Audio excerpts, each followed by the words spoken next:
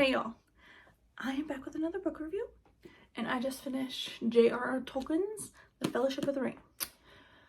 Back when the movies came out, I tried to read it. I was very young, and I just couldn't do it. Of course, everybody around me could do it, but I could not do it. And I decided, after 20 years, I'm gonna try again.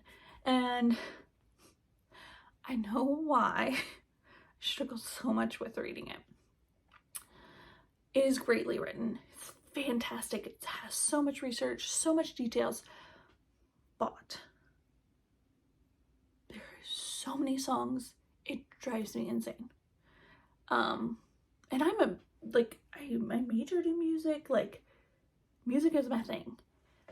But when I'm reading, I don't want to read about how many, and it tells stories in the music, which is fantastic. I love when songs tell stories because then it's not the same repetitive thing over and over again. But I guess for me, that is probably the only thing that I have criticism, because I love, like, sorry, but look at how big this one is.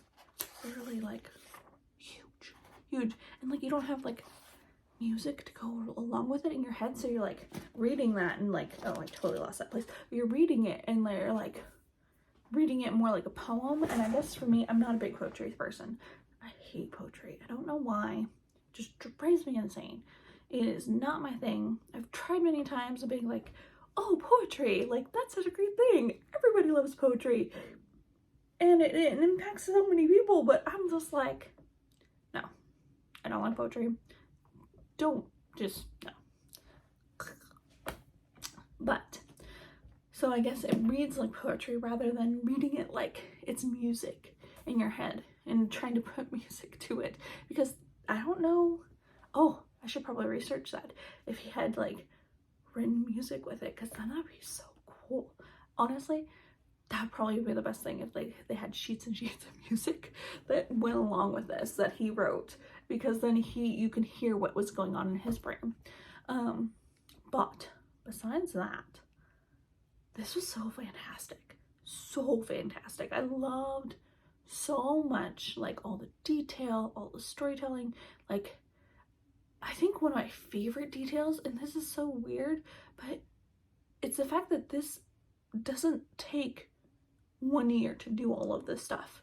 It takes, so at the beginning of the book, Frodo is 33. He doesn't even go on his quest until he's 50. And I'm just like, oh, okay.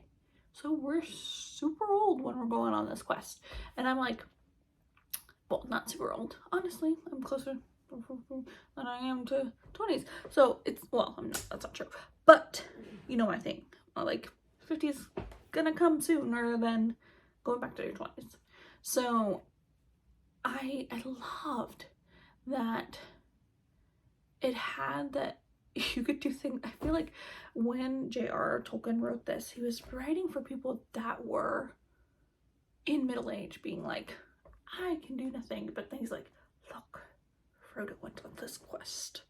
And so that was one of my favorite parts about the thing.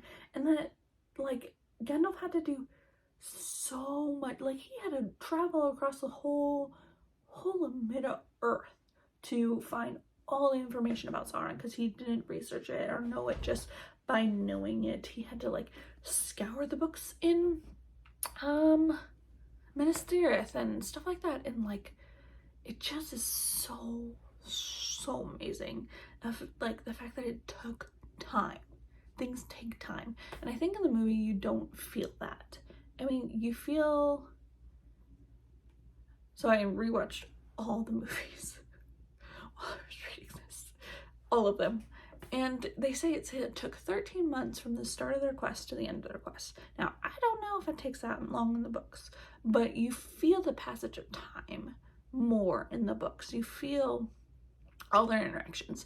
There are things in the book that I'm like, why is that not in the movie? There's this part where the Frodo, Pippin, Merry, and Sam go into the Fangor not the Fangor Forest, the one that's like Fangor, but it's the other one, and I'm not gonna remember the name, but that's close to the Shire. And they like go in it and they get lost and stuff like that. And I'm like, this is fantastic. Like, why on earth is this not in the thing? And I realized they kind of put it in the Two Towers. Oh, the extended edition, not the real edition, but not really. Like the whole scene with the tree and Merry and Pippin trying to get eaten by the tree, like that happens in the very, very beginning of the book.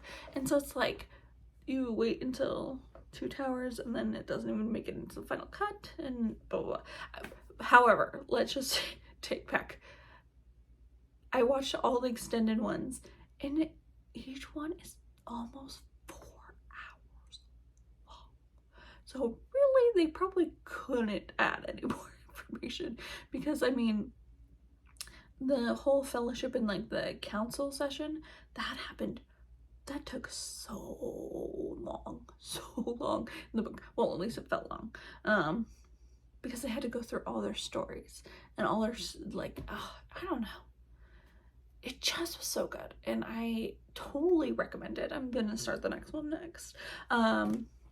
But if you haven't tried it, it's not easy. Let's just say that. I think it's not easy. And that's, I've obviously read many books, so for me it wasn't easy, but I think it's doable, and I think it's so worth it to read through these books and to enjoy them and to just be like, oh, that's what really happened in the books. Like, I don't know why, but that's always my mindset, is whatever happened in the book is the true story, and whatever happens on TV is not the true story. So that's just who I am.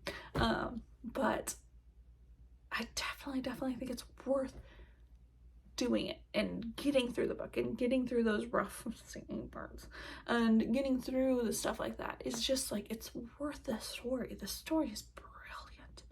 J.R.R. Tolkien took way too long when he was writing this because his friends kept telling him, just publish the book, but I think he did such a good job at telling a story that feels old. It feels like 2,000 years ago. Like, it feels like you're reliving the story and reliving this old tale that was lost throughout time.